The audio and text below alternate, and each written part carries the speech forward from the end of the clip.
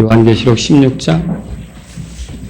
저하고 같이 이렇게 요한계시록을 보면서 여러분들이 대환란 때 이 땅에 하나님의 심판이 내려질 때 크게 세 가지 형태로 내려진다는 것을 보았어요.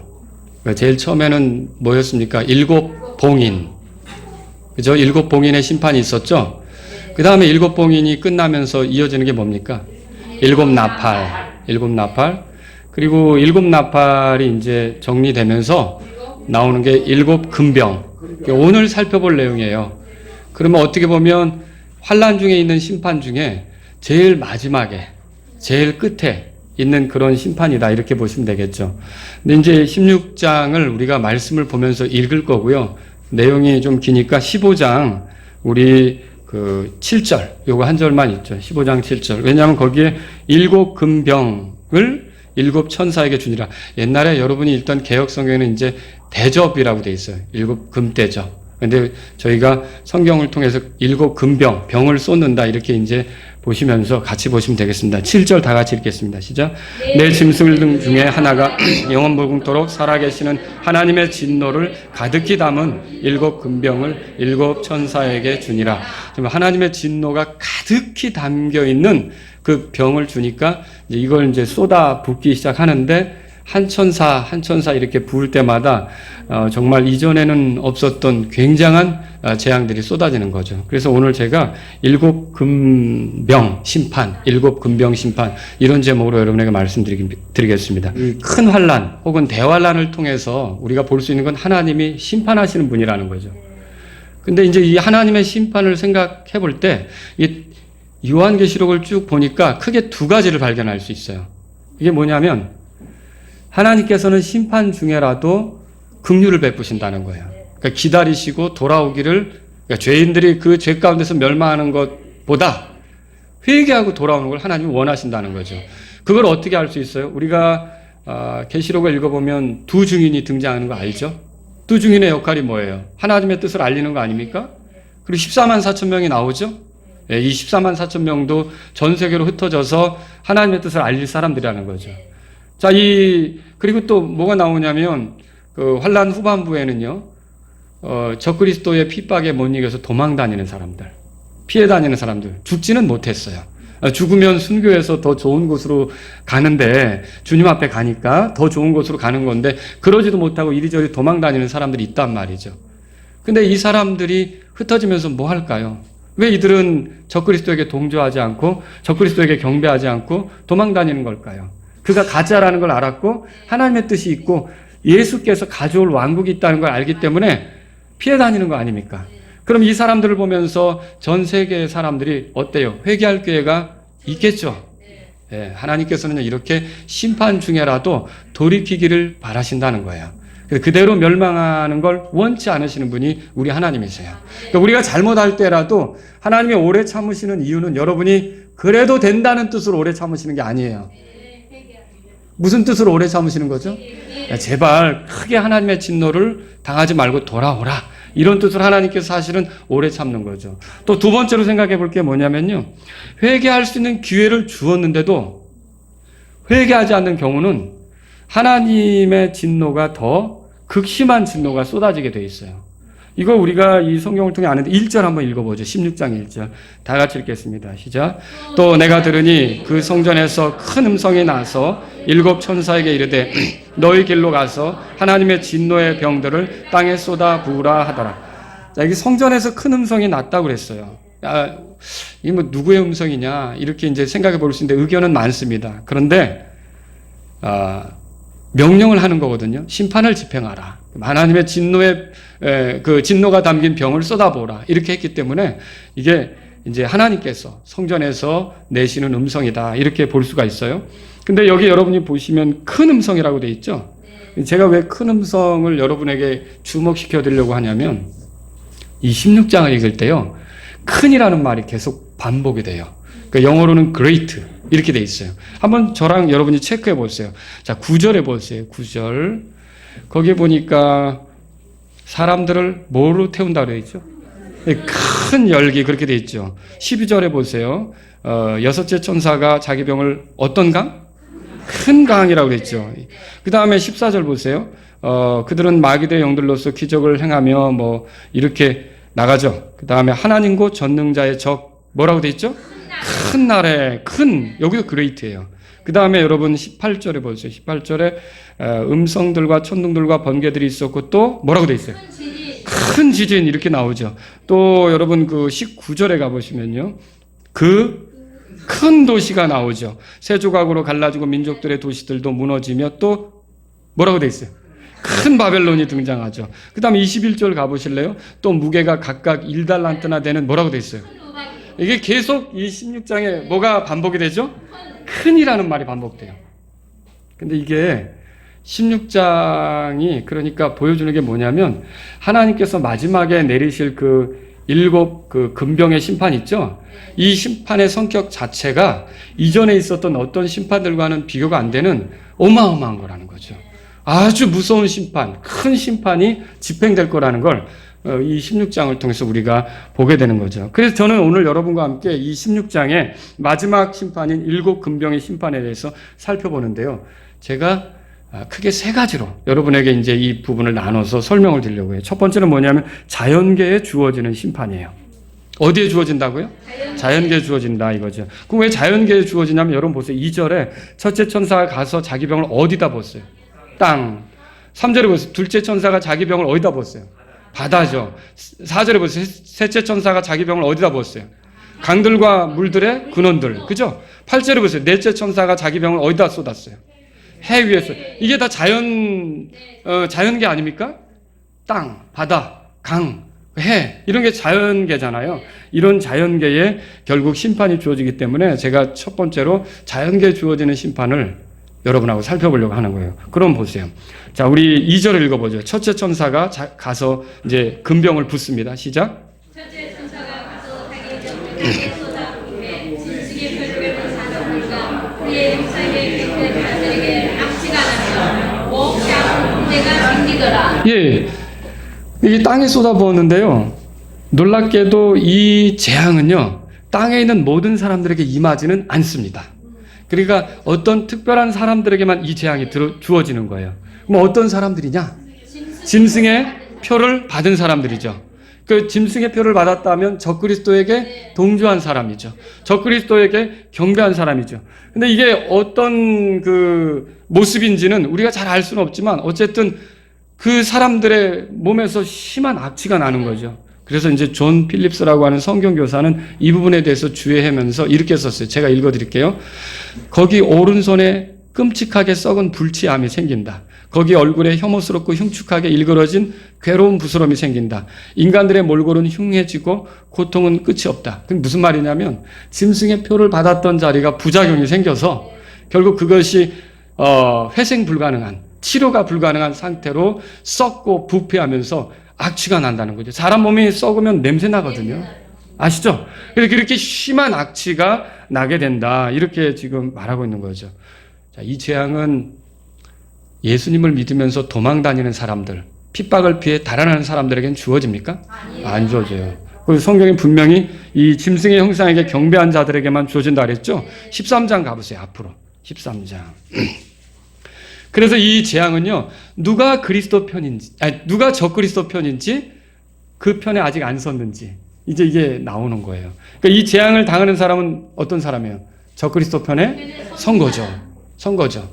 이게 재앙을 안 당한 사람은 아직 적그리스도의 편에 안 선 거죠. 뭐, 완전히 성도인 사람도 있을 거고, 아니면 중간에서 고민하는 사람들도 있을 거고, 어쨌든 적그리스도의 편에 선 사람들만 이 재앙을 당한다는 거예요. 13장 거기 찾으셨으면 8절 보세요.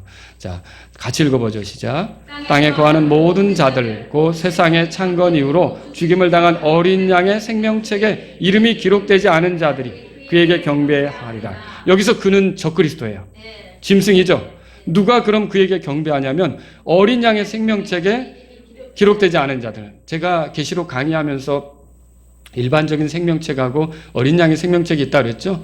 이게 두 가지를 섞어서 쓰는 경우가 많은데 사실은 다른 거라 그랬죠. 어린 양의 일반적인 생명책은 지워지면 그 사람은 이제 하늘나라에 못 들어가는 거예요. 근데 어린 양의 생명책은 어떤 거예요? 예수님을 믿으면 어린 양이신 예수님을 믿었기 때문에 이름이 등재되는 거죠. 등재되는 거예요. 그러면 구원받은 사람은 생명책에도 이름이 있고 어린 양의 생명책에도 이름이 있겠죠. 다 있겠죠. 그죠? 구원받지 못한 사람은요, 나중에 다 두 군데 다 없게 되는 거고요. 아시겠죠? 그런데 보세요. 8절에 보니까 어린 양의 생명책에 이름이 기록되지 않았다. 구원받은 사람입니까? 아니죠. 구원받지 못한 사람들, 그리고 그 가운데 짐승에게 경배한, 적그리스도에게 경배한 사람들에게 이 첫 번째 재앙이 임하게 되는 거예요. 그들의 몸이 그 어디다 짐승의 표를 박았는지는 모르겠지만 결국은 그것이 부패하고 썩어서 아주 메스꺼운 냄새를 내는 그런 일들이 있게 된다는 거죠. 자, 이 재앙은 환난 초반에 있을까요? 중반에 있을까요? 후반에 있을까요? 후반에 있어요. 왜 그러냐면 이 짐승의 형상을 세우는 일은요, 환난 초기에 있는 게 아니잖아요. 그 중간에 있게 되잖아요. 그리고 중간에 있으면서 거짓 대언자가 선동해서 많은 사람들이 이 짐승 앞에 오도록 그렇게 하는 거잖아요. 그리고 결국은 그 환난 그 일을 겪은 뒤에 끝부분에 있겠죠. 그래서 이 재앙은 환난 끝부분에 있는 재앙이다. 그렇게 볼 수가 있는 거죠. 자, 둘째 천사가 자기 병을 쏟습니다. 우리 3절 읽겠습니다. 시작. 16장 3절입니다. 다시 돌아가 보세요. 자, 요한계시록 16장 3절 시작. 둘째 천사가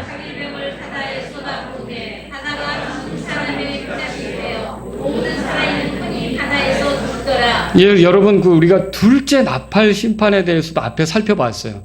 근데 둘째 나팔 심판 때는 뭐가 있었냐면 불타는 큰 산이 바다에 던져져서 바다의 3분의 1이 피가 됐다. 계시록 8장 9절에 그렇게 써 있어요. 자, 그래서 둘째 금병 역시 바다를 다루는 거는 비슷한데 문제가 뭐냐면 둘째 나팔을 불 때는요, 3분의 1이라는 제한이 있었어요. 그러니까 바다가 상하는데 3분의 1이 상한다고 그랬거든요. 근데 지금 이 금병은 3분의 1이라는 제한이 있어요? 없어요? 3분의 1이라는 제한이 없어요. 전 세계적으로 바다가 문제가 생기는, 전 세계적으로 바다가 오염되는 그런 일이 있다는 거죠. 이 재앙으로 살아있는 혼이 죽는데요. 그런데 왜 그렇게 죽느냐? 여러분, 물에 그래도 어패류들이 다니면서 숨을 쉴 수 있는 그런 게 있잖아요. 근데 이게 죽은 사람의 피같이 돼요. 죽은 사람의 피가 어떻죠? 네, 시커멓게 되죠? 그리고 점점 어때요? 그 액체보다는 끈적끈적해가죠? 응고돼가죠? 한번 생각해보세요. 바다가 그런 식으로 변하는 거예요. 그러면 이런 어떤 물고기들이 숨 쉴 것을 찾지 못하잖아요. 그 물고기들이 같이 폐사를 하는 거죠. 그러면 여러분, 그 피가 냄새가 난다는 거 아시죠? 피가 사람 몸에 있을 때 냄새가 안 나요. 근데 피가 이렇게 밖으로 나와서 그걸 그대로 두면 시간이 흐를수록 어떤 냄새가 아주 불쾌한 냄새가 난단 말이에요. 근데 거기다가 바닷가에서 죽은 사체들 있잖아요. 어패류의 사체들. 이런 거 썩을 거 아닙니까? 죽었으니까. 그런 냄새까지 진동한다고 생각해보세요. 이거 냄새가 사람 괴롭게 하거든요. 그렇지 않습니까? 메스껍고 역겨운 게 세상에 진동하게 되는 거죠. 이게 둘째 재앙으로 있게 되는 거예요. 코가 예민한 사람은 그때 빨리 그냥 휴거되는 게 낫지. 그때 남아있으면 어마어마하게 고통스러울 거예요. 자, 이런 그 심판이 거기에 있게 된다는 거죠. 셋째 천사가 자기 병을 쏟을 때는 어떻게 됩니까? 4절 읽어보세요. 4절. 시작. 셋째 천사가 자기 병을 물들의 근원은 샘물을 말하는 거고요. 자, 그럼 바다가 오염되면 사람들이 물을 대할 수 있는 건 강이나 샘물들, 이런 거 되겠죠? 거기서 이제 물을 얻으려고 할 거고, 뭐 그런 물을 취하려고 할 건데, 문제는 뭐냐면 그 물도 어떻게 됩니까? 네, 피가 된다고 성경에 써 있어요. 물들의 천사가 이 광경을 보고 뭐라 그랬냐면요, 하나님을 찬양했어요. 5절 다 같이 읽겠습니다. 시작. 내가 들으니 물들의 천사가 이르되 오, 지금도 계시고 전에도 계셨고 앞으로도 계실 주여, 주께서 이렇게 심판하시오니 의로우시니이다. 아니, 물이 피가 되는데, 강이 피가 되는데, 바다는 이미 죽은 사람이 피같이 됐고요. 그러니까 바다든 강이든 다 피로 변하는 거예요. 생각해 보세요. 그냥 피만 봐도 우리가 혐오를 느끼고 불쾌하고 막 이런데, 온 그 한강이 다 피가 되고 모든 강들이 피가 된다고 생각해 보세요. 그 얼마나 공포스럽고, 그리고 공포 영화 같은 거는 검은색 아니면 빨간색으로 막 이렇게 하잖아요. 근데 세상이 피로 덮이는 거죠, 물들이. 이럴 때 얼마나 두려움이 임하겠어요. 근데 이것을 놓고서 천사는 뭐라 그러냐면 하나님을 찬양해, 의로우시다고. 왜 이럴까요?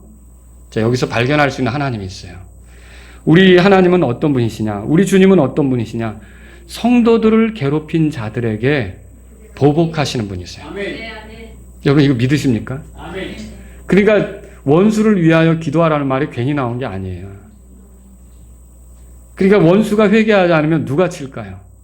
하나님이 치시죠. 근데 내가 기도하는 건 그 사람이 회개하도록 기도하는 거죠. 그 사람이 돌아서면 하나님이 치시는 걸 집행할까요? 중단할까요? 중단하죠. 중단하는 걸 원해서 기도하라는 거예요. 내가 때리는 것보다 하나님이 때리는 게 더 무섭거든요. 그래서 원수를 위해 기도하는 게 필요하죠. 우리가 안 해도 보복하시는 하나님이 계시는 거예요.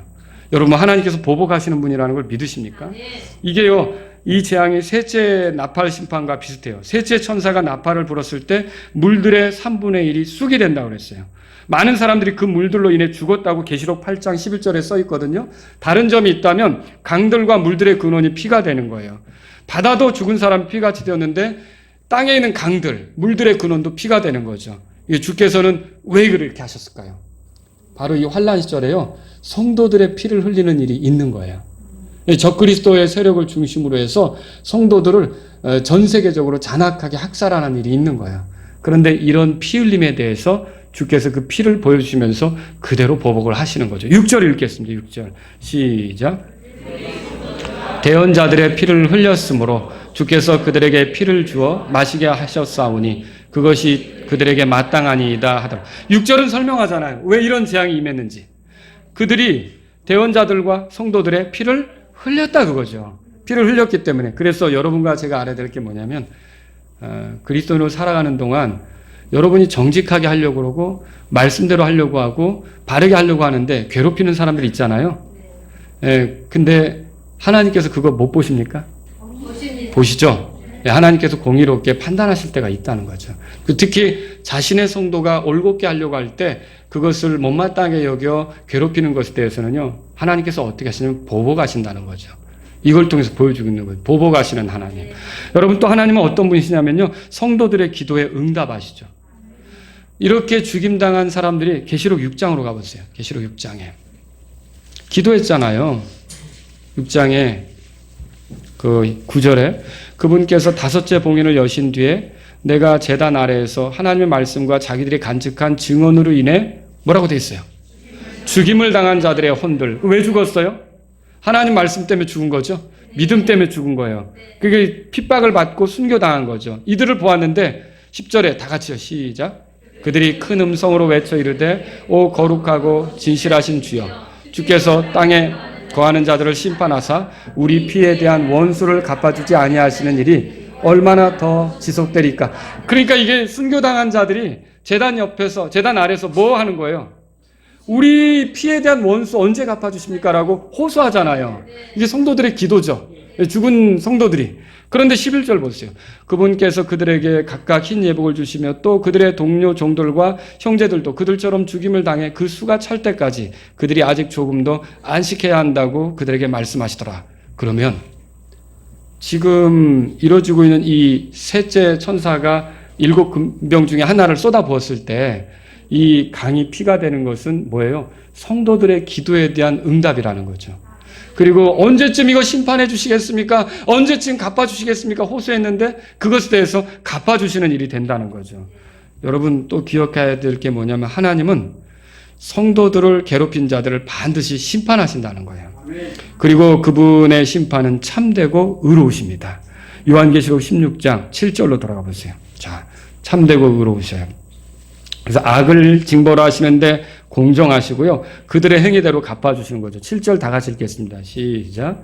또 내가 들으니 제단에서 또 다른 소리가 나서 이르되 과연 그러하옵나이다. 주 하나님 전능자여, 주의 심판들은 참되고 의로우니이다. 아멘. 이렇게 말했어요. 그래서 주님은 심판자로서 성도들을 괴롭힌 자들에 대해서 그대로 공정하게 갚아주시는 분이 되신다라고 하는 거죠. 자, 이렇게 해서 강들까지 피로 물드는 걸 보았어요. 자, 넷째 천사가 자기 병을 쏟습니다. 8절 다 같이 읽겠습니다. 시작. 해가 사람들을 불로 태울 권능을 받아서 9절도 마저 읽어보죠. 시작. 사람들을 큰 열기로 태우니 그들이 이 재앙들을 다스리는 권능을 소유하신 하나님의 이름을 모독하며 또 회개하지 아니하여 그분께 영광을 돌리지 아니하더라. 여러분, 이거 넷째 천사가 어디다가 병을 쏟았다고 그랬어요? 해에게. 근데 강도 더럽혀졌죠? 피로. 죽은 사람 피같이 됐죠? 강이 바다가 죽은 사람 피같이 됐죠? 강도, 샘물, 근원도 다 피가 됐죠? 그럼 마실 물은 어떻게 구해요? 여러분, 지금 여기 지금 500ml짜리 물, 삼다수 뭐 이런 거 있잖아요. 그때는 그게 보물이 될 거예요, 아마. 그때 그 장사 해야지. 그 생각하시면 안 돼요. 우리는 그때 하늘나라 갈 거니까. 그때 주님 만나러 올라갈 거니까. 아시겠죠? 근데 보세요. 이게 물을 구하기가 얼마나 어려운지 이제 뭐만 쳐다볼까요? 하늘만 쳐다보죠. 왜 하늘을 쳐다보죠? 비가 와야죠. 비가 와서 그 비를 받아서 그걸 먹어야 되는 거 아니에요. 근데 하늘을 쳐다보고 이제 비를 기다리는데 웬걸? 비는 올 생각을 안 하고 해가 더 뜨거워지는 거예요. 더 열기를 내는 거죠. 그러면서 그 열기가 얼마나 뜨거운지 사람까지 태운다고 그렇게 돼 있어요. 야, 이거 정말 심각한 거 아닙니까? 물을 구할 수도 없고 갈증에 시달리고 사람이 화상도 입고 타 죽기도 하고. 이 재앙은 해와 관계된 건데 넷째 나팔을 부는 재앙과 비슷해요. 넷째 나팔 심판은 해의 3분의 1이 어두워진다, 달의 3분의 1이 어두워진다 그랬어요. 근데 그것과 다른 것이 있다면 이건 해가 뜨거워지는 거예요. 그래, 해가 뜨거워져서 사람을 태우기도 하는 거죠. 제가 전에 어떤 걸 봤냐면 그 동네가 얼마나 뜨거운지요. 그냥 계란을 툭 까서 아스팔트 위에다 놨어요. 근데 후라이가 돼요. 얼마나 더운지. 그냥. 그리고 뭐 차 본넷도 있잖아요. 그런데도 툭 까서 놓으면 후라이가 되고요. 근데 이게 해가 얼마나 뜨거운지 사람들이 거기서 말하자면 이제 열로 인해 죽는 그런 일까지 생긴다는 거죠. 요즘 사람들은 지구 온난화에 대해 우려하고 있어요. 들어보셨죠? 북극의 얼음이 녹는다, 해수면이 상승한다, 이런 말. 이게 얼마나 걱정스러운 일이냐, 이렇게 얘기들 있잖아요. 그런데 환란 때 해가 뜨겁게 달궈지면요, 진짜 얼음 녹는 일이 생길 것 같아요. 그럼 얼음 녹는 일이 생기고, 그러면 얼음이 떠다니는 게 아니라 이제 다 물이 되면 어떻게 될까요? 해수면이 높아지겠죠. 해수면이 높아지면 글쎄, 인천 여기까지 들어올까, 물이? 바닷가의 도시들은요, 물에 잠길 수도 있어요. 물에 잠길 수도 있다고요. 그래서 바닷가에 사는 사람들은 도피해서 좀 언덕으로 올라가야 되는 그런 일도 생길 수 있는 거고요. 사람을 태우고 괴롭게 하는 일이 생긴다는 거죠. 근데요, 여기 아주 놀라운 일이 있습니다. 자, 이런 걸 보면 사람들이 어떻게 될까요? 회개해야 되죠. 하나님이 심판 중에서도 긍휼을 베푸시는 거, 그냥 그대로 끝장 안 내시는 이유는 돌이키도록 하기 위한 거 아니에요. 여러분이 성경에서 읽어보지만 파라오에게 뭘 경고하셨냐면, 네가 만일 내 맏아들인 이스라엘 백성을 보내지 않으면 너의 맏아들을 치겠다고 했다고요. 근데 하나님께서 처음 번에 이 맏아들을 칩니까? 아니죠. 몇 번째 가서 쳤어요. 10번째 가서 쳤죠. 그럼 뭐예요? 그간에 살살 다른 걸로 재앙을 주신 거죠. 어떤 사람은 잔인하다고 하지만 이게 파라오로 하여금 돌아서라고 하나님께서 기회를 주신 거예요. 파라오가 진작에 돌이켰으면 맏아들 죽는 걸 경험합니까? 안 하겠죠. 근데 이렇게 강박하게 구니까 마침내는 자기 맏아들이 죽는 걸 봐야 되는데, 이게 그러니까 누구 탓이에요? 하나님 탓할 수 있어요? 자기가 하나님 앞에 강박하게 굴었으니까 이 일을 만나는 거 아닙니까? 근데 이때 보세요. 이 계시록에 이 환난을 당하는 사람들의 자세가 어떤가? 여러분 한번 성경 보세요. 거기 11절, 11절. 죄송합니다. 9절 다 같이 읽겠습니다. 시작. 그들이 이 재앙들을 다스리는 권능을 소화하신 하나님의 이름을 모독하며 회개치 아니하여 그분께 영광을 돌리지 아니하더라. 회개해요? 회개하지 않아요? 회개하지 않는다는 거죠. 저는 이 말씀 보면서 그런 생각을 하게 돼요. 때때로 우리는요, 누군가 어려움이 주어지면 그것을 보고 사람들이 회개할 거다라는 생각을 해요. 그렇지 않습니까? 그 사람에게 당장 어려움은 안 당했는데 옆에 사람의 어려움을 당하는 걸 보고 그 사람이 회개할 수 있지 않을까라는 생각들을 한단 말이에요. 근데 이 성경을 보니까 반드시 그런 것만은 아니라는 걸 알게 돼요. 또 심지어 어떤 경우입니까? 자기에게 어떤 어려움이 주어지면 더는 그렇게 나쁘게 사는 것을 안 살겠지. 우리는 그렇게 생각해 볼 수 있거든요. 근데 이 성경을 보니까 이 사람들이 이런 걸 당하는데도 어떻게 해요? 더 강팍하게 굴죠? 하나님께 영광을 돌리지 않죠? 회개하지 않죠? 이런 걸 보면서 야, 사람이 강팍해지면 무섭구나. 사람이 강팍해지면 돌이킬 줄 모르는구나. 그때는 이제 브레이크가 고장난 차같이 되는 거구나. 절대로 그렇게, 그러니까 여러분이 하나님이 계속 은혜를 주실 때 돌이키는 게 낫지, 브레이크가 망가져서 계속 끌려가듯이 가는 게, 그건 저주란 말이에요, 그거는 재앙 중에 아주 큰 재앙이란 말이죠. 그래서 하나님께서 적절하게 은혜로 나를 다루시는 중에 무엇이 옳지 않다는 걸 비춰주실 때 돌이키시기 바랍니다. 그게 우리의 지혜예요. 왜냐, 이 성경을 보세요. 이렇게 마지막 심판 때가 주어졌는데도 어때요? 사람들 마음이 회개하는 게 아니라 하나님께 영광을 돌리지 않고 강팍하게 간다는 거죠. 그래서 히브리서 3장 15절 이렇게 말했어요.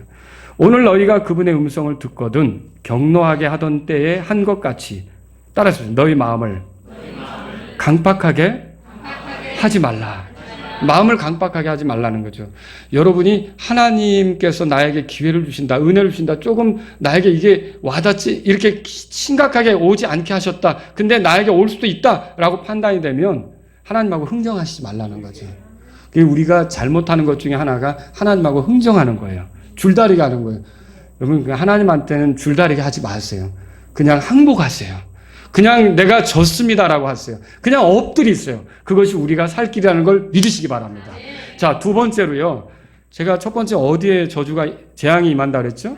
자연계. 두 번째는 정치계에 심판이 주어지는 거예요. 그 왜 정치계냐? 마지막 세상을 누가 통치합니까? 적그리스도가 통치하죠. 그래서 이게 정치계가 문제가 있는 거예요. 이게 정치계의 심판이 주어지죠. 10절 다 같이 읽겠습니다. 시작. 자기 병을 짐승의 자리 위에 쏟아부음에 그의 왕국이 어둠으로 가득하고 그들이 아픔으로 인하여 자기 혀를 깨물며, 여기 짐승의 자리 위에 쏟아붓다 그랬어요. 짐승은 누구죠? 적그리스도죠. 이거 뭐 앞에서 우리가 본 거죠. 짐승이 적그리스도라는 건. 근데 짐승의 자리는 뭘까요? 적그리스도가 통치하는 영역을 말해요. 그 통치하는 영역을 말하는데 뭐 어디서 통치할까? 성경에 이런 말이 있어요. 황폐케 하는 가증한 것이 거룩한 곳에 선 것을 보거든. 거룩한 곳은 어디죠? 예루살렘이죠. 그러니까 이 적그리스도가 마지막 때 예루살렘을 중심으로 이렇게 통치하게 될 것입니다. 근데요, 여러분 보세요.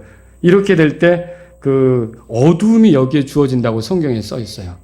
보셨어요? 10절에 그의 왕국이 어둠으로 가득한다. 근데 이게 뭐 출애굽할 때 이집트에 내려진 재앙 중에 이 비슷한 게 있었죠. 몇 번째죠? 어둠이 내린 게?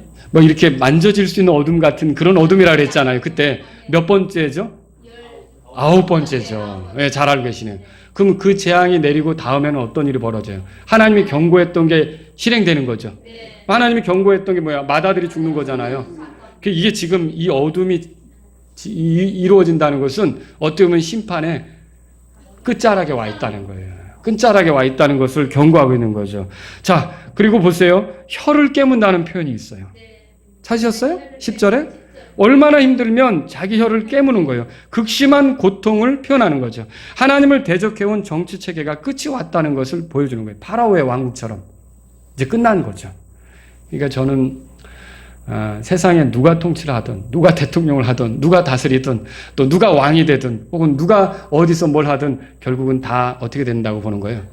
하나님께서 심판하신다는 걸 보는 거죠. 여러분, 느부갓네살이 꾼 꿈 중에서도 보면 금머리, 은배, 동가슴, 또 철 다리, 진흙과 철이 섞인 발가락 이런 거 있는데 그게 왕국 그 형상으로 이렇게 동상에 세워진 거 아닙니까? 뜨인 돌 하나가 날라왔다 그랬죠? 그 뜨인 돌이 뭘 의미하는 겁니까? 예수님이죠.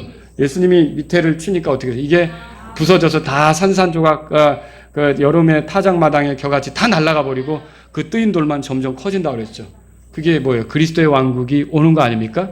결국 세상 나라는 심판받고 그리스도께서 오셔서 왕국을 세울 걸 믿으시기 바랍니다. 이걸 우리가 성경을 통해 보는 거죠. 자, 그리고 적그리스도의 그 통치 영역이 심판을 받는 거고요. 자, 11절에 그런데도 이런 일이 생겨요. 11절 다 같이 읽겠습니다. 시작. 또 자기 아픔과 헌대로 인하여 하늘의 하나님을 모독하고 자기 행실을 회개하지 아니하더라. 회개합니까? 더 하나님을 대적하는 거죠. 이게 무서운 일이에요. 저는 이렇게 마음이 강팍해지고 아주 돌같이 굳어지고 단단해지는 건 하나님의 심판밖에 해답이 없다는 거예요. 그러니까 사실 이 사람들이 심판받는 게 당연하다는 걸 이런 걸 통해 보는 거죠. 그렇지 않습니까? 자, 그 다음에 또 6번째 천사가 자기 병을 보여요. 12절 읽겠습니다. 시작. 여섯째 천사가 자기 병을 큰 유프라테스 위에 쏟아부으매 그것이 물이 말라서 동쪽 왕들의 길이 예비되더라 그랬어요. 여러분 그 유프라테스 강 아시죠? 이게 말하자면 그 지금의 이라크 쪽에 이렇게 흘러가는 건데 예전에는 에덴 동산의 물 근원이 되기도 하고요. 이스라엘 백성, 그 하나님께 택한 백성이 주님께로부터 받을 영토, 땅, 그 동쪽 끝자락이기도 하고요. 근데 이 유프라테스 강이 말랐다고 돼 있어요. 마른다고 돼 있죠? 그리고 동쪽 왕들이 온다고 돼 있어요. 동쪽 왕들이 누군지는 정확히 몰라요. 그러나 혼자는 아닌 게 명확해요. 여러 왕들이 온다는 거죠. 근데 이 왕들이 어디로 가느냐? 16절에 보세요. 16절. 다 같이 읽겠습니다. 시작. 그가 히브리 말로 아마겟돈이라 하는 곳으로 그들을 함께 모으더라. 그러니까 아마겟돈이라고 하는 곳으로 오는 거죠. 이쪽으로 이동을 시키는데 13절 보세요. 어떻게 이걸 이동시키는가 한번 보겠습니다. 다 같이 읽겠습니다. 13절. 또 내가 보매 개구리 같은 부정한 영 셋이 용의 입과 짐승의 입과 거짓 대언자 입에서 나오더라. 용은 누구죠? 사탄. 그죠? 짐승은요? 적그리스도죠. 그리고 거짓 대언자가 나오죠? 요게 사탄의 삼위일체라고 그랬잖아요. 그래서 똘똘 뭉쳐서 이렇게 활동하는데 그들의 입에서 개구리 같은 부정한 영 셋이 나온다는 거예요. 이게 바로 거짓된 영이죠. 이 거짓된 영이 나와서 사람들을 선동하는 거예요. 그래서 선동하면서 14절 다 같이 읽겠습니다. 시작. 기적들을 행하며 땅과 온 세상의 왕들에게 나아가 하나님 곧 전능자의 저 큰 날에 있을 전쟁을 위하여 그들을 모으더라 그랬어요. 근데 이게 전쟁이 아마 설득을 할 때는 명분, 그 세상적인 명분이죠. 뭐 영토를 확장하든지 아니면은 뭐 자기의 통치 영역을 넓혀가든지 이런 거겠죠. 근데 마귀가 생각하는 목적은 뭐냐면 이게 지금 여기서 보니까 하나님 곧 전능자의 저 큰 날에 있을 전쟁을 위해 그들을 모은다고 돼 있어요. 무슨 말이냐면 예수님께서 재림하실 때 어디로 오죠? 어느 산으로 내려옵니까? 올리브산으로 오잖아요. 결국 예수님이 내려오시면 제거하기 위해서 군대들이 동원되는 거예요. 사탄은 그 생각을 하고 있는 거예요. 그분이 다시 오시면 제거하기를 원하는 거죠. 근데 뭐 그분이 죽는 몸입니까? 아니죠. 지금 잘못 생각하고 있는 거예요. 그렇게 해서 군대들을 소집해서 막아보겠다고 하는 거죠. 이거 완전히 밑빠진 독에 물 붓기예요. 소용도 없는 일이죠, 사실은. 그렇게 해서 군대가 소집되는데 이게 아마겟돈이라고 하는 곳에서 일어나요. 아마겟돈은 그 예스레엘 평원이라고도 하고요. 그 갈멜산 아시죠? 거기서부터 이렇게 이제 유다 요르단 쪽으로 이렇게 흘러가면서 굉장한 평원이 있는데 이 평원이 대대로 전쟁이 많이 있었던 곳이에요. 전쟁이 많이 있었던 거고 여러분 그 가나안 족속과 전쟁할 때 그 드보라가 이렇게 가서 이렇게 전쟁했었던 곳 있잖아요. 그것도 거기가 되고요. 거기가 전쟁이 많이 있었던 곳이죠. 그런데 거기에 어떻게 이렇게 계시록 앞에 보면 이것과 비슷하게 맞춰서 우리가 볼 게 계시록 9장 15절 16절에 유프라테스에 묶어둔 네 천사가 풀려나 군대를 소집할 때 기병들의 수가 2억이라고 써 있거든요. 이렇게 많은 사람들이 거기에 모여가지고 어떻게 거기서 그 좁은 데서 싸울까 그렇게 생각하는데 이거는 보통 거기를 중심으로 해서 반경 한 350km 안에서 이루어질 수 있는 일이라는 것이죠. 그래서 마지막 최후의 전쟁이 있게 돼요. 그런 것을 우리가 여기서 보게 되는 겁니다. 자, 그런데 거기서 사람들이 선동당해서 어떻게 해요? 결국은 적그리스도를 따라서 움직이면서 그 전쟁을 위해서 나가는 거죠. 그들이 알든 모르든. 15절 보세요. 그런데 이때 이런 말씀이 있어요. 15절. 자, 읽겠습니다. 시작. 자기 옷을 지키고 벌거벗고 다니지 아니하여 그들에게 자기 수치를 보이지 아니하는 자는 복이 있도다. 자, 이거는 좀 생뚱맞은 구절 같아요. 이렇게 설명하다 왜 갑자기 이게 나왔을까? 이거 누구한테 하는 말일까요? 환란 시절에 성도들에게 하는 말이에요. 환란 시절에 성도들이 도망 다니잖아요. 그런데 그 성도들에게 보라 내가 도둑같이 오나니 깨어있어 자기 옷을 지키고 벌거벗고 다니지 아니하는 그들에게 자기 수치를 보이지 않은 자는 복이 있도다. 근데 뭐 이게 우리가 성경 읽을 때 그들에게 격려가 되도록 이제 조금 있으면 주님이 오신다는 얘기 아닙니까? 근데 우리에게는 이거 필요 없을까요? 우리에게도 필요한 거죠. 우리도 주님이 언제 오실지 알아요, 몰라요? 모르죠. 여러분 그 예수님께서 도둑같이 온다는 말씀들 하셨어요. 마태복음 24장 43절에 보니까 예수님은 자신의 오심을 도둑같이 오는 것으로 표현했고요. 사도 바울도 이렇게 말한 적이 있어요. 뭐라 그랬냐면 주의 날이 밤에 도둑같이 이루는 줄 너희 자신이 완전히 아느니라. 도둑같이 온다는 게 무슨 의미일까요? 예, 이거 준비하고 있지 않을 때 갑작스럽게 당해서 도둑이란 말을 썼던 건 손실을 입을 수도 있다는 거예요. 그러니까 준비하지 않으면 그 일을 당했을 때 손해를 볼 수도 있다는 거죠. 그리스도인이 손해를 보나요? 여러분 구원 받으셨죠? 근데 주님의 뜻대로 살지 못하면 보상이 있어요, 없어요? 없죠. 그러니까 나중에 주님을 만날 때 내 멋대로 산 것에 대해서 주님을 갑자기 대면하면 큰 손실을 당하는 거죠. 보상의 손실을 당하는 거예요. 그래서 이런 격려의 말이 여기 들어있다라고 하는 것이죠. 환난의 마지막 때 주님이 곧 오실 것을 알고 깨어있어 준비하는 자들도 있지만 대개는 도둑을 만난 것 같이 당황스럽게 될 것입니다. 이 말씀은 이제 환난 시절에 순교하지 않고 돌아다니는 성도들에게 한 말이기도 하지만 오늘날 우리도 사실 주님이 언제 오실지는 모르니까 진짜 주님이 곧 오실 거라고 생각하세요? 네. 당연하게 오십니다. 예. 우리 그리스도인들은 뭘 믿어야 되느냐면 어느 때든 주님이 오실 수 있다고 믿으셔야 돼요. 우리가 알지 못하는 근데 날은 정할 수는 없잖아요. 그렇지만 어느 때든 주님이 오실 수 있는 거예요. 그때까지는 어떻게 해요? 이 말씀대로예요. 여기 보니까 이 말씀은 주님이 오신다고 해서 우리가 아무렇게나 사는 게 아니라 자기 옷을 지키고 벌거벗고 다니지 아니하고 뭐예요? 내가 올바른 그 주님 앞에 삶을 살고 그리스도의 의로 이렇게 살아가면서 자기 수치를 보이지 않는 그런 삶을 살아야 된다는 것이죠. 이게 주님을 기다리는 사람의 태도이어야 하는 것입니다. 자, 제가 첫 번째로 무슨 심판했죠? 자연계에 있는 심판. 두 번째는요, 정치계에 있는 심판. 세 번째는 최종 심판을 얘기하려고 그래요. 7병 중에 몇 개가 남았어요? 하나 남았죠? 하나 남았어요. 17절 다 같이 읽겠습니다. 시작. 자기 병을 공중에 쏟아부음에 큰 음성이 하늘의 성전에서 왕자로부터 나서 이르되 다 이루어졌도다 하더라. 자, 7번째 병은 어디다 쏟아부었어요? 공중. 여러분 이거 공중이란 말을 또 여기서 사용한 게 의미가 있어요. 사탄은 공중 권세 잡은 통치자였어요. 근데 사탄이 전쟁을 통해서 내쫓기잖아요. 땅으로 내쫓겼는데 다시 올라갈 수 있습니까? 안 돼요. 사탄은 땅으로 내쫓긴 이후에 갈 곳은 올라가는 게 아니라 이제는 어떻게 보면 점점 내려가는 것밖에 남아있지 않아요. 그래서 어디로까지 내려가냐면 바닥 없는 구덩이로까지 내려가는 거 아시죠? 그리고 나중에는 최후의 불의 호수에 던져지는 것도 아시죠? 이게 사탄은 내려가는 일만 남은 거예요. 그래서 이 공중에 이 병을 쏟았던 것은 이제는 누구에 대한 심판이냐면 마지막에 사탄과 그리고 또 그에게 붙어서 살아갔던 모든 사람들에 대한 심판이 되는 것이죠.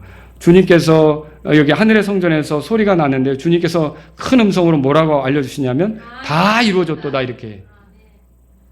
이게 무슨 말이에요? 그동안 해오려고 했던 그 일들이 이제는 끝이다. 그 심판이 끝났다. 여러분 물론 17장 18장에 가면 큰 바벨론에 대한 기록들로 자세하게 큰 도시가 어떻게 멸망하는지 이제 바벨론이 어떻게 멸망하는지 나옵니다. 그러나 이 16장에서 개략적으로 이렇게 해서 심판이 끝난다는 것을 보여주고 있죠. 자, 18절을 읽어보겠습니다. 18절 읽겠습니다. 시작. 천둥들과 번개들이 있었고 큰 지진이 있었는데 지진이 얼마나 크고 강력한지 사람들이 땅 위에 있은 이래 그와 같은 것들이 없었다. 저는 이거 읽으면서 무슨 생각 나는지 아세요? 마지막에 누가 등장할 때 두루루 하는 거 있잖아요. 그런 것처럼 이 천둥, 번개, 이런 큰 지진 이런 것들이 마치 최후에 그 등장하실 그 왕 있잖아요. 그분을 맞이하기 위해서 마지막으로 시끄럽게 하는 것과 같은 그런 것들을 보게 된다는 거죠. 자, 여기 보시면요. 우리가 살펴볼 내용이 있어요. 지진이 나오는데요. 이 땅에 있었던 어떤 지진보다도 강력한 지진이, 아주 큰 지진이 여기에 있을 거예요. 이 마지막 때. 근데 여러분 세계에서 관측된 지진 중에 가장 큰 지진 혹시 아세요?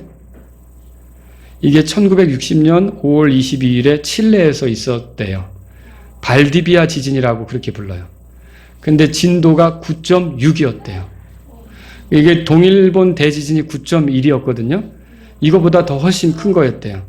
더 강력한 지진이었던 거죠. 근데 진앙지는 산티아고, 칠레 수도죠.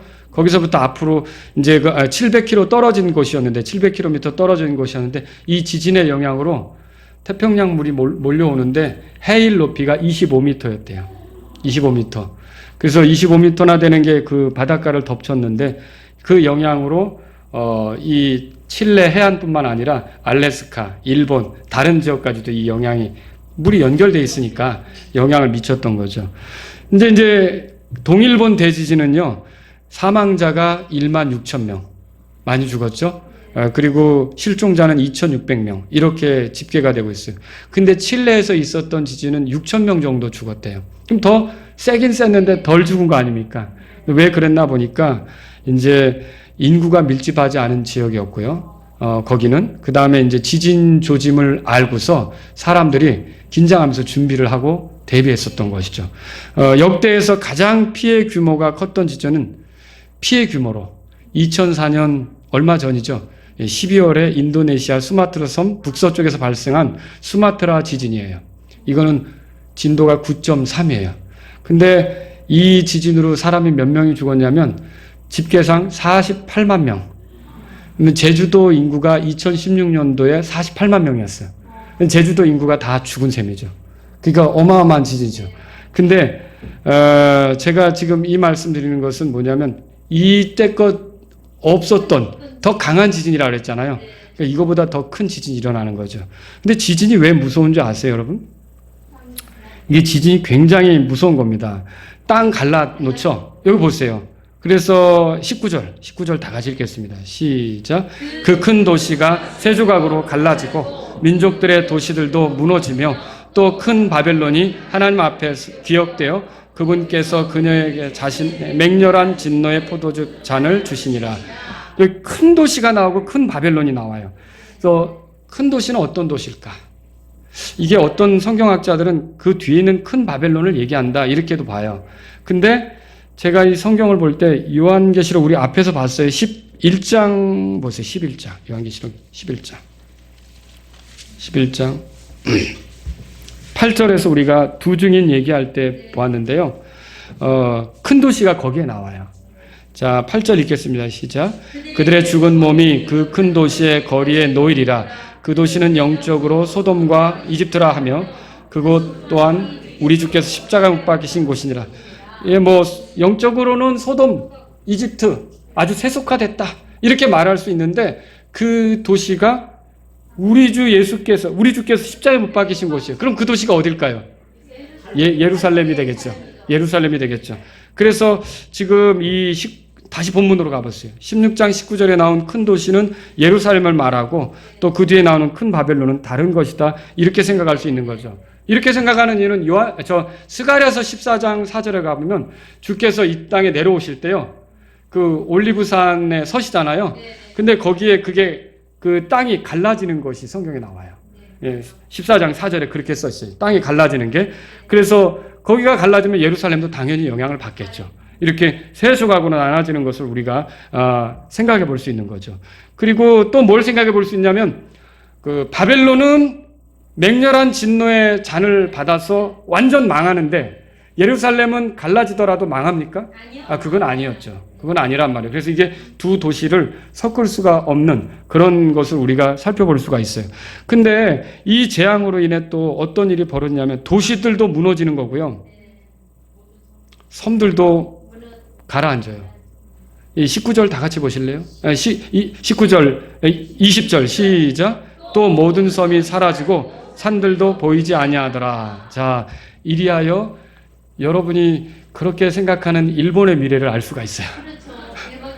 일본은 어떻게 되는 거예요? 그러니까 가라앉게 되는 거죠. 일본 열도의 미래가 이 구절에 써 있는 거예요. 그렇게 되는구나. 섬이 가라앉는구나. 그렇다고 한반도가 안전할 거라고 생각하지 마세요. 그 지진이 있을 거 아닙니까? 한반도도 무사하지 못합니다. 그 산들이 여기 보니까 보이지 않는다 그랬죠. 동해물과 백두산이 마르고 닳도록 그런데 진짜 산이 마르고 닳아버릴 수도 있어요. 한라산을 찾을 수 없게 될 수도 있고요. 완전히 지형의 변화가 올 수 있는 거죠. 그래서 더 이상 애국가가 의미가 없게 되는 그런 시절이 올 수도 있는 거죠. 이게 그런 문제들이 마지막 때 일어나는 거예요. 또 여러분 도시는 이렇게 되는데 19절에 연결해서 볼 때 도시는 어때요? 도시는 무사하겠습니까? 자, 롯데타워 서울에서 제일 높은 거 어떻게 될까요? 네, 무너지겠죠. 두바이 거기에 세워놓은 아주 고층 빌딩들 있잖아요. 아, 이런 거 젠가 아세요? 젠가? 젠가 아시죠? 이거 나무 하나씩 빼가지고 누가 쓰러뜨릴 때까지 하는 거잖아요. 근데 젠가 쓰러지는 거 보셨죠? 네, 그런 것처럼 이때 다 우르르 쓰러지게 될 거예요. 근데 문제는 뭐냐면 이 큰 지진이 어떤 것을 일으키냐면 댐을 깨버려요. 댐이 갈라져요. 그러면 어떻게 될까요? 예, 그 댐들이 흘러가면서 이 사람을 다 쓸어버리는 거예요. 상상을 해보세요. 어떤 일이 벌어질 건가. 그 댐들이 터져서 가서 쓸어버리는 거죠. 그리고 예를 들어 원자력 발전소 같은 게 깨져버려요. 또 어떤 그런 발전소들이 터져버려요. 왜냐면 갈라져야 되니까. 그러면 어떻게 될까요? 예, 그 피해가 이제 퍼지겠죠. 그리고 또 어떤 일이 벌어질까요? 송전탑 이런 거 다 끊어지겠죠. 그리고 가스관이 우리 여기 인천 앞바다에 가스관이 저장소가 있잖아요. 그거 아시죠? 예, 예. 그래서 지금 다 이 배관이 여기로 와서 인천 도시로 서울로 뭐 이렇게 이제 가는데 가스관이 터지는 거예요. 그럼 어떻게 될 것 같아요? 여러분, 어떤 불에 의해서 폭발하기 시작하면 이건 진짜 걷잡을 수 없는 일이 일어난다는 거예요. 상상이 가세요? 이게 어마어마한 그런 혼란과 두려움. 거기다가 또 21절에는 아주 심각한 표현이 나오는데 21절 다 같이 읽겠습니다. 시작. 또 무게가 각각 1달란트나 되는 큰 우박이 하늘에서 나와 사람들 위에 떨어지매 사람들이 우박의 재앙으로 인하여 하나님을 모독하니 이는 그것의 재앙이 지극히 컸기 때문이라. 제가 이만한 우박 떨어지는 것을 뉴스로 본 적은 있어요. 주먹만한 우박. 골프공만한 우박 이런 것도 떨어진 그런 뉴스도 대한 적이 있고요. 근데 이런 우박이 떨어지면 차 지붕 무사하지 못합니다. 이제 유리창 같은 거 다 깨지는 거고 사람 가다 맞으면 어떻게 돼요? 예, 이거 충격 큽니다. 갈 수도 있어요. 죽을 수도 있단 말이에요. 그러니까 지붕 같은 것도 스레트 지붕 같은 게 떨어질 수도 있는 것이고 이런 건데요. 지금 이 우박의 무게가 1달란트래요. 이 성경의 용어로 1달란트를 하면 45kg이에요.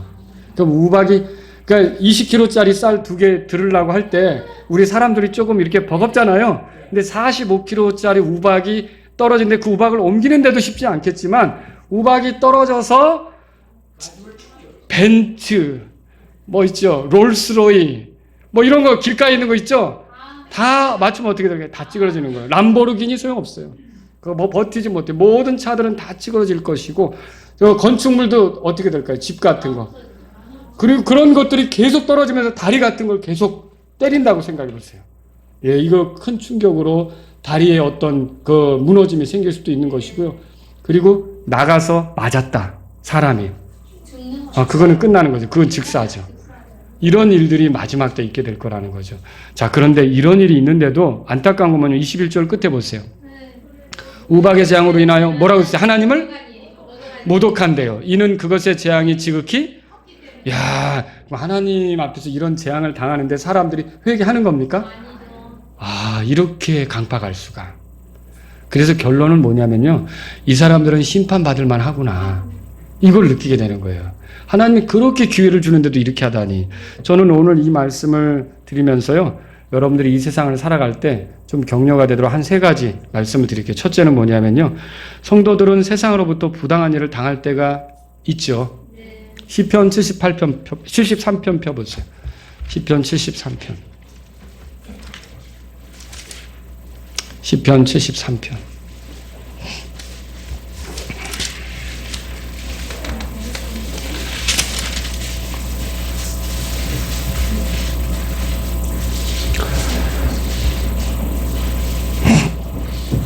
거기 12절 보세요. 보라, 이들은 경건치 아니한 자들이로되 세상에서 형통하며 재물을 불리는도다. 이거 속상한 일이에요. 어떻게 보면 나는 하나님 말씀대로 사는데 돈을 못 모아요. 우리 집사님이 아무리 물질의 복을 달라고 기도를 하시는 것 같은데 우리 성도들을 위해서 그런데 잘 안 돼요. 그런데 저 사람은 사기치고 거짓말하고 나쁜 짓을 하는데 돈을 모아요. 그럼 여러분 이게 뭔가 부당하다고 느끼지 않겠습니까? 왜 이렇게 세상이 부당할까? 근데 보세요. 적그리스도가 통치하는 시절 가만히 보면요. 하나님 뜻대로 살라고 적그리스도에게 동조하지 않았단 말이에요. 근데 그들에게 오는 결말이 뭐예요? 핍박이죠. 도망 다녀야 되는 거죠. 근데 적그리스도에게 아첨하는 사람들은요. 얼마간 잘 되는 것처럼 보이잖아요. 이런 일이 있을 수 있다는 거죠. 그래서 보세요. 12절에 이들은 경건치 아니한 자들인데 세상에서 형통한대요. 재물을 불린대요. 이거 진짜 속상한 일이죠. 이런 일을 13절에 내가 내 마음을 깨끗하게 하며 내 손을 무지함 속에서 씻은 것이 참으로 뭐라고 돼 있어요? 내가 이렇게 바르게 살려고 하는 게 도대체 뭐가 유익이 있을까? 내가 이렇게 성실하게 살려고 하는 게 뭐가 유익이 있을까? 이런 생각이 들 때가 있단 말이죠. 왜냐하면 부당한 대우를 받고 좋지 못한 대우를 받으니까. 14절 다 같이 보세요. 내가 종일토록 재앙을 당하며 아침마다 징계를 당하였도다. 여러분 오히려 주님의 뜻대로 사는데 어려움이 더 많아요. 이럴 때 우리 마음이 힘들어질 수 있지 않습니까? 근데요 이게 세상의 모습이라는 걸 우리는 아예 인정을 하셔야 돼요. 무슨 말이냐면요 주님의 뜻대로 살고자 하는 자는 적그리스도 시절에 대접받습니까? 핍박받습니까? 핍박받죠. 편한 삶을 살아요? 불편한 삶을 살아요? 불편한 삶을 살죠? 그런 거예요. 그러니까 우리가 주님의 뜻대로 살려고 하면 남들이 보기에, 세상 사람들이 보기에 왜 저렇게 사나라고 손가락질할 만한 그런 어려운 삶이 주어질 수 있다는 거죠. 그러니까 예수님을 믿는 데 있어서 오늘날 번영신학이라고 알죠? 예수님 믿으면 뭐든지 잘 된다. 그건 거짓이에요? 참이에요? 그게 거짓이에요. 제가 이제 언젠가 교회 안에 있는 거짓도 설교할 거예요. 그게 바로 교회 안에 있는 거짓이에요. 왜 그러냐면 예수님 믿고 바르게 믿음 생활하려면 지금 시편 기자가 얘기한 것처럼 시편 기록자가 얘기한 것처럼 왜 내가 이런 삶을 살아야 되지 하고 아쉬움이 생기는 그런 일들이 많이 있다는 거죠. 오히려 사기치고 세상에서 저렇게 하는 나쁘게 사는 사람이 더 돈 더 잘 벌고 이렇게 잘 나가는 것처럼 보이는 그런 경우가 있다는 거죠. 근데 그리스도인은 그것에 대해서 당황할 필요가 없어요. 이게 삶의 이런 모습이구나. 이걸 받아들이셔야 돼요. 그래서 여러분을 누군가 괴롭힐 때 그리고 여러분이 누군가에게 부당한 대우를 받을 때 낙심할 필요가 없다는 거죠. 두 번째로 드리신 말씀 뭐냐면요. 제가 이렇게만 하고 끝나면 뭐예요 목사님 정말 너무 섭하게 그냥 계속 이렇게 살다가 끝내란 말이에요 라고 여러분이 또 저한테 하소연할 수 있어요. 근데 그 밑에 구절을 보세요. 성도들은 하나님의 심판이 있다는 걸 압니까? 하나님 심판하셔요. 그래 보세요. 이렇게 얘기했는데 15절에 제가 이렇게 내가 만일 이르기를 내가 이렇게 말하리라 하면 보소서 내가 주의 자녀들의 세대를 향하여 죄를 지으리이다. 그러니까 만약에 내가 이런 식으로 불평하고 그러면 죄를 짓는 것밖에 더 되겠느냐 그런 거죠. 그런데 16절에 내가 이것을 알려고 생각한즉 그것이 내게 너무 심한 아픔이 되었는데 그렇죠. 주님 뜻대로 사는 사람이 왜 이렇게 손해보고 왜 이렇게 억울한 일 당하고 이게 심한 아픔이 되었는데 17절 다 같이 읽어보세요. 시작. 하나님의 성소에 들어갔을 때야 비로소 그들의 종말을 내가 깨달았나이다. 하나님하고 가까이 교제하면서 내가 분명히 알게 된 게 있는데 이렇게 사악하게 군 자들은 잠깐 동안 눈에 번듯하게 잘 되는 것처럼 보이지만 그들의 종말을 나는 알게 되었다. 적그리스도에게 동조하고 아첨하며 경배하고 그래서 먹고 살기 위해서 잠깐 타협하는 사람들이 잘 되는 것처럼 보였지만 그들의 종말이 어떤지 나는 알게 되었다. 여러분 이거죠. 그죠? 그래서 18절에 보세요. 18절 우리 다 같이 읽겠습니다. 19절까지 시작. 분명히 주께서 그들을 미끄러운 곳에 두시며 그들을 던지사 파멸에 이르게 하셨나이다. 그들이 어찌 그리 순식간에 황폐하게 되었나이까. 그들의 두려움으로 완전히 소멸되었나이다. 제가 1번만 얘기했으면 힘들었을 텐데 이 두 번째 얘기. 하나님은요. 공정하게 심판하시는 때가 있습니다. 악인에 대해서 공정하게 심판하실 때가 있다는 거예요. 그러니까 여러분이 막 억울해할 필요 없어요. 이게 하나님의 손 안에 있어요. 하나님께서 어느 정하신 때까지 기다리시는 거예요. 회개한다면 살려주시는 거지만 회개하지 않고 고집부리고 그렇게 간다면 하나님께서 어떻게 하는 거예요? 정의로운 심판을 집행하신다는 거죠. 세상 사람들 중에는 악에 대한 경고를 받으면서 마음을 강팍하게 하는 자들이 많아요. 오늘 계시록에서 봤잖아요. 그렇죠? 하나님의 심판을 당하는 것이 사실은 그들을 돌이키기 위해서 자꾸 경고하는 건데 그거를 오히려 역으로 삼아서 하나님께 도전하는 자들이 많아요. 그래서 뭘 드러냅니까? 그들이 심판당하는 게 그들이 자초한 화라는 것을 보여주고 있지 않습니까? 근데 여러분, 그리스도인은 어떠해야 합니까? 하나님께서 저는요, 모든 어려움이 다 하나님의 심판으로 주어지는 거라고는 말하고 싶진 않아요. 우리가 믿음이 있지만 어려움을 줄 수도 있어요. 더 연단되기 위해서. 그때 우리에게 필요한 건 뭐죠? 믿음을 보이고 인내를 보이는 거죠. 그죠? 근데 우리가 잘못했을 때 어려움 주어지는 거 있잖아요. 여러분, 뭔가 몸이 아프거나 어려움이 생기면 제일 먼저 무슨 생각을 하세요? 혹시 내가 뭐 잘못한 거 없나? 그렇게 생각하세요? 저는 그게 정상이라고 보거든요. 자기를 살피는 게 정상이라고 보거든요. 근데 잘못한 게 없는데 라고 생각되면 여러분이 보여드려야 될 게 뭐예요? 인내하고 믿음을 보여드려야 되죠.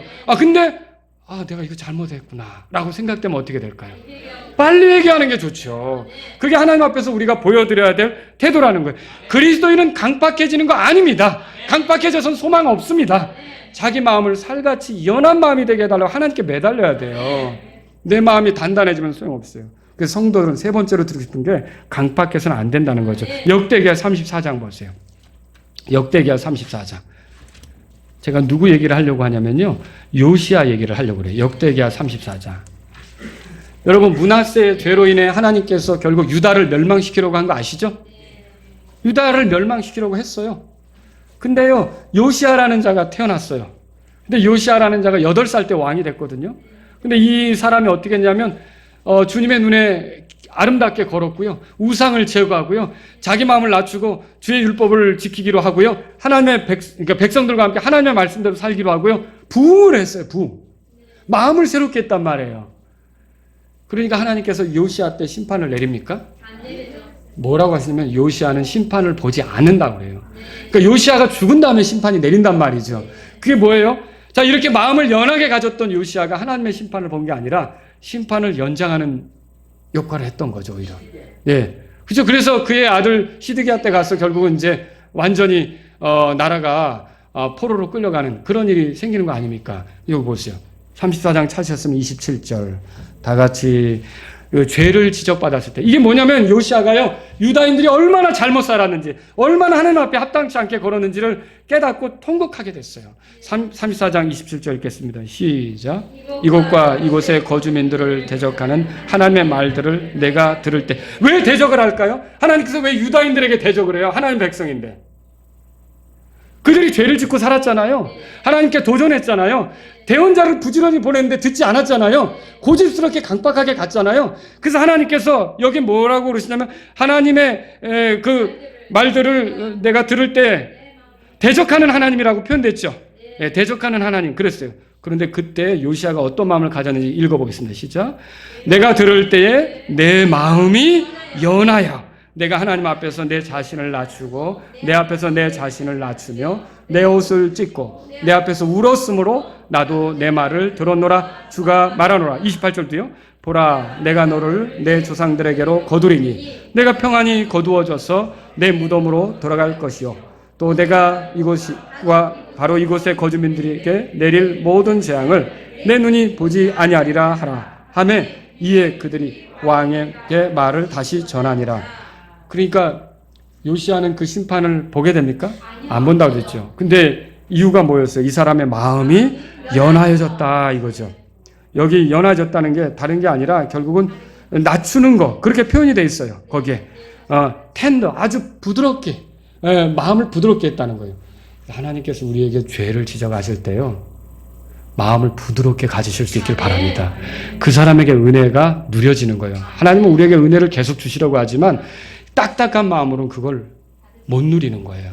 근데 이 은혜가 더해지는 것을 누리려면 마음을 부드럽게 하셔야 돼요. 연하게 하셔야 돼요.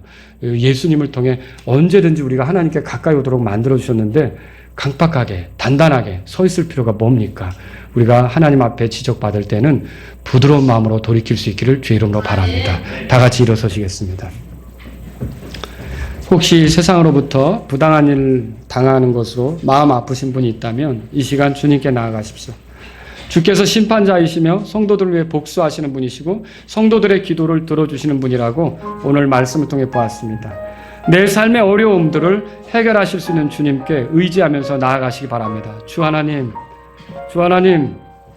저는 저의 삶을 주님이 보신다고 믿습니다. 제 삶을 살피시고 또 공정하게 대우하시는 분인 걸 믿습니다. 이런 마음으로 나아가시길 바랍니다. 혹시 하나님께서 오래 참으신다고 이렇게 우리가 여유 부리는 어떤 문제가 있지 않습니까? 오늘 이 말씀을 들으신 분들 가운데 하나님, 내가 평생에 하나님 앞에 살아갈 때 주님이 저의 어떤 어리석음이나 부족함이나 죄, 잘못을 깨닫게 하신다면 강팍하게 굴지 않고 부드럽게 대하기를 원합니다. 이런 분들이 있다면 이 시간 주님 앞에 나아가십시오. 제가 연한 마음으로 주님을 섬기기를 원합니다. 부드러운 마음으로 주님을 섬기기를 원합니다. 이런 분들이 있다면 이 시간 주님 앞에 나아가십시오. 오늘 주님께서 여러분에게 주신 대로 말씀을 듣고 반응하시기 바랍니다.